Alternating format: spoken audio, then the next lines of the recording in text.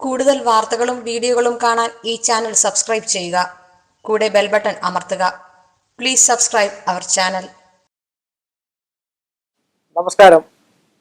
എല്ലാ മാന്യ പ്രേക്ഷകർക്കും എന്നെ ഇഷ്ടപ്പെടുന്നവർക്കും ജ്യോതിഷ വിശ്വാസികൾക്കും ഈ എളിയ മനുഷ്യൻ്റെ ചെറിയ എപ്പിസോഡിലേക്ക്, ഏഷ്യ ലൈവ് ചാനലിലേക്ക് നിസ്സീമമായ സ്വാഗതം.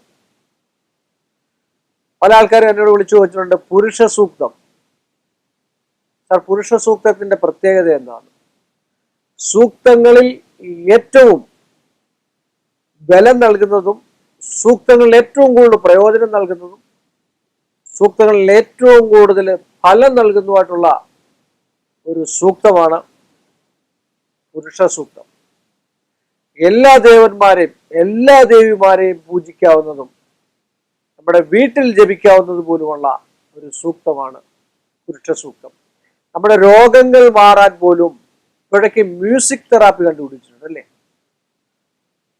നമ്മളൊക്കെ ശ്രദ്ധിച്ചു നോക്കുക, ഡോക്ടർമാരെ മ്യൂസിക് തെറാപ്പി എന്ന് പറഞ്ഞാൽ ഒരുപാട് അനുഭവങ്ങൾ ഉണ്ടായിട്ടുണ്ട്. അമേരിക്കയിലും ഒക്കെ ഒരു അടച്ചിട്ട മുറിയിൽ, ഇപ്പൊ നമ്മളൊക്കെ പറയത്തില്ലേ ഡി ടി എസ് സൗണ്ട് ഉള്ള പിന്നെ തിയേറ്ററും എന്നൊക്കെ പറഞ്ഞ പോലെ, അടച്ചിട്ട മുറിയിൽ പുരുഷ സൂക്തം എന്ന് പറയുന്ന ആ മന്ത്രം വളരെ വൈകല്യമുള്ള ആള്, വെച്ചാൽ കാലും കൈയും ഒക്കെ തളർന്ന് ശബ്ദങ്ങളൊന്നും എടുക്കാൻ വയ്യാത്ത ഒരാളെ അതിൽ കയറ്റിക്കിടത്തി ഈ പുരുഷ സൂക്തം മന്ത്രം ആവർത്തി, അതുകൊണ്ടാണ് നമ്മൾ എപ്പോഴും പറയുന്നത് ആവർത്തി ജപിക്കണം. സന്ധ്യക്ക് വീട്ടിൽ നാമജപം വേണം, അല്ലെങ്കിൽ വേദപുസ്തകവും വായിക്കണം. ഒരു ദിവസമെങ്കിലും ഖുറാൻ പാരായണം ചെയ്യണം, അല്ലെങ്കിൽ ഖുറാനിലെ യാസിൻ ഓതണം, ആയത്തെക്കുറിച്ച് ഓതണം, ആയത്തുകളൊക്കെ ചെയ്യണം. ഇതൊക്കെ പറയുന്നതിന്റെ കാര്യം മന്ത്രോച്ചാരണം. എപ്പോഴും നമ്മുടെ കുടുംബത്തിലോ ഒരു വീട്ടിലോ ഒരു സ്ഥാപനത്തിലോ മന്ത്രോച്ചാരണം ഇങ്ങനെ നടന്നുകൊണ്ടേയിരുന്നാൽ അതിന്റെ ശബ്ദ തരംഗങ്ങള് അവിടെ ചൈതന്യാവസ്ഥ കൂട്ടും. അതുകൊണ്ട് തന്നെ ക്ഷേത്രത്തിൽ പുരുഷ സൂക്തം കൊണ്ട് ധാര കഴിപ്പിക്കാം, പുരുഷ സൂക്തം കൊണ്ട് അഭിഷേകം കഴിപ്പിക്കാം. ഏതൊരു ദേവനെയും ദേവിയും ഒക്കെ പ്രസാദിപ്പിക്കാവുന്ന ഏറ്റവും ഉത്തമമായിട്ടുള്ള ഒരു സൂക്തമാണ് പുരുഷ സൂക്തം. ഓ സഹസ്രശീർഷ പുരുഷ സഹസ്രാക്ഷ സഹസ്രപാത് സഭൂമിം വിശ്വതോ വൃത്വ അത്യധിഷ്ഠ ശങ്കുലം എന്ന് പറയുന്നതാണ് പുരുഷ സൂക്തത്തിന്റെ ആദ്യം. ആ പുരുഷ സൂക്തം കൊണ്ടാണ് ഒരു ക്ഷേത്രത്തില് ചൈതന്യാവസ്ഥ കൂടുന്നത്. ചൈതന്യം ഏറ്റവും കൂടുമ്പോഴാണ് നമ്മൾ ആള് ചെല്ലുന്നത് അല്ലേ? അവിടാണ് വശ്യം, അവിടാണ് സ്നേഹം, അവിടാണ് പ്രേമം, ഇതൊക്കെ ഇരിക്കുക. നമുക്ക് ഗുരുവായൂരപ്പനെ ഏറ്റവും കൂടുതൽ പ്രേമം ഇഷ്ടം എന്താ ചെയ്യുന്നത്? ശ്രദ്ധിച്ചിട്ടുണ്ടോ ഗുരുവായൂരപ്പനെ? ഗുരുവായൂർ പോയിട്ടുള്ളവര് ശ്രദ്ധിക്കണം. ഗുരുവായൂരപ്പന് ഇത്രയേ ഉള്ളൂ ഇല്ലേ? അരയടി നീളമുള്ള ഒരു വിഗ്രഹമായിരിക്കുന്നത്. അതിന് കണക്കുകളുണ്ട്, താഴോട്ട് കണക്കുകളുണ്ട്. അഷ്ടബന്ധത്തിലാണ് അതിനെ ഉറപ്പിച്ചിരിക്കുന്നത്. ആ കണക്കും പ്രകാരം ഒരു വിഗ്രഹം, നമ്മളൊക്കെ പറയും തടിയെയാണ് നമ്മൾ ആരാധിക്കുക, കല്ലിനെയാണ് ആരാധിക്കുക എന്നൊക്കെ പറയാറുണ്ട്.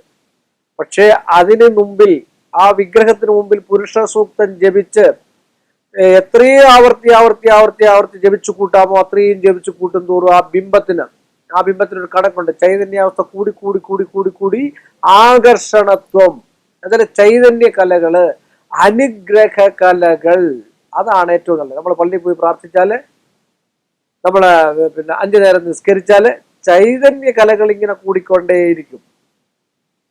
നമ്മുടെ ശരീരത്തിലും മനസ്സിലുള്ള അശുദ്ധി എപ്പോൾ മാറുന്നു അപ്പോഴാണ് നമുക്ക് ചൈതന്യം ഉണ്ടാകുന്നത് അല്ലേ? ദുഷിപ്പ്, അസൂയ, കുശുമ്പ്, ഇങ്ങനെയൊക്കെയുള്ള വിഷയങ്ങൾ നമ്മൾ ചെയ്യുന്നതായിട്ടുള്ള പ്രവൃത്തിക്കുള്ള മൂല്യം വാങ്ങി ജീവിക്കണമെന്നാണ് ആചാര്യന്മാർ പറയുന്നത് അല്ലേ?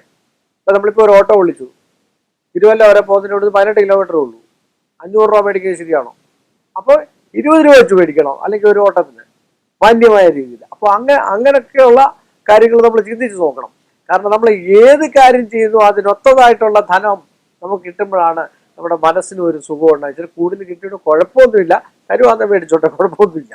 ഞാൻ പറഞ്ഞ പുരുഷ സൂക്തം കൊണ്ട് ചൈതന്യാവസ്ഥ കൂട്ടിയെടുക്കുന്നതായിട്ടുള്ള ഒരവസ്ഥയാണ്.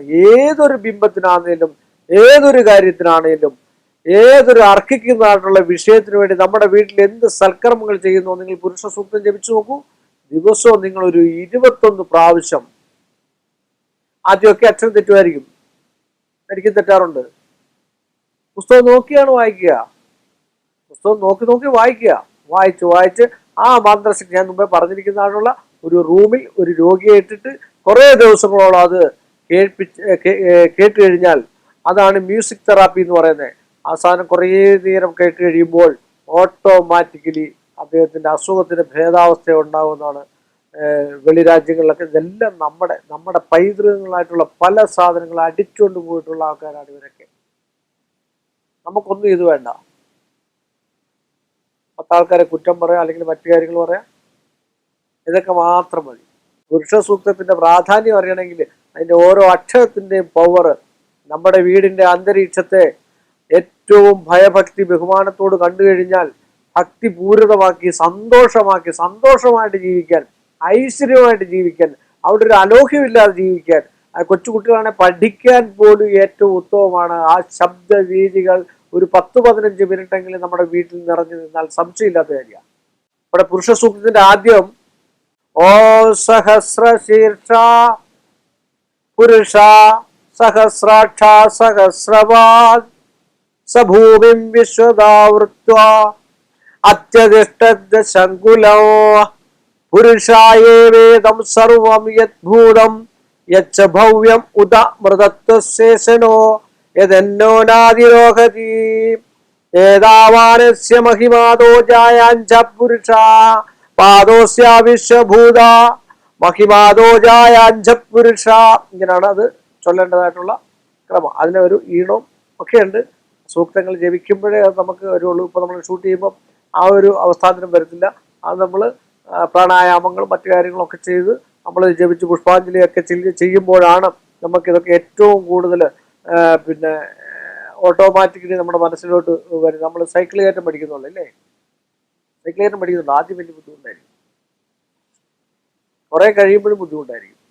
പിന്നെ സൈക്കിൾ കിട്ടുമ്പോൾ നമുക്കറിയാം എവിടെ വെച്ച് ബ്രേക്ക് പിടിക്കണം, എങ്ങോട്ട് തിരിക്കണം, ഇച്ചിരി തിരിച്ചാൽ മതിയോ, ഒത്തിരി തിരിച്ചാൽ മതിയോ, എന്ത് പറഞ്ഞല്ലോ ചൊല്ലി ആയിപ്പോൾ ഓട്ടോമാറ്റിക്കലി നമ്മുടെ മനസ്സിൽ കയറിപ്പോവും. അതുപോലെ തന്നെയാണ് ശ്രീ സൂക്തമുണ്ട്, ഐക്യമത്യ സൂക്തമുണ്ട്, അങ്ങനെ ഒക്കെയുള്ള സൂക്തങ്ങളുണ്ട്.